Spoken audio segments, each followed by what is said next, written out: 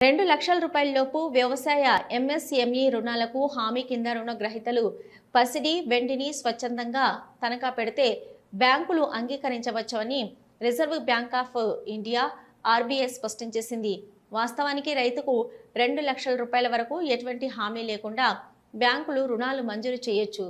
ఈ మేరకు హామీ రైత రుణ పరిమితి 2024 డిసెంబర్లో 1.6 లక్షల నుంచి 2 లక్షల వరకు ఆర్బీఐ పెంచిన సంగతి తెలిసిందే. ద్రవ్యోల్బణం, ముడిసరుకు వ్యయాలు పెరిగిన నేపథ్యంలో వ్యవసాయం, దాని అనుబంధ రంగాల రైతులు ఎటువంటి హామీ లేకుండా రుణాలు తీసుకునే వెసులుబాటు కల్పించాలన్న దీని వెనక ఆర్బీఐ ఉద్దేశమైతే, హామీ రాహిత్యంగా రుణాన్ని పొందే అర్హత ఉన్నప్పటికీ తమకు ఇష్టమైతే పసిడి, వెండిని హామీ కింద రుణగ్రహీతలు తనఖా పెట్టవచ్చని ఆర్బీఐ తాజాగా తెలిపింది. ఇది హామీ రైత రుణాలకు సంబంధించి ప్రస్తుతం ఉన్న నిబంధనల ఉల్లంఘన పరిగణించమని పేర్కొంది. అయితే పసిడి, వెండిని రుణగ్రహీతలు తనఖా పెట్టడం పూర్తిగా స్వచ్ఛందంగానే జరగాలని, వాళ్లపై బ్యాంకులు ఎటువంటి ఒత్తిడి చేయకూడదని ఆర్బీఐ స్పష్టం చేసింది.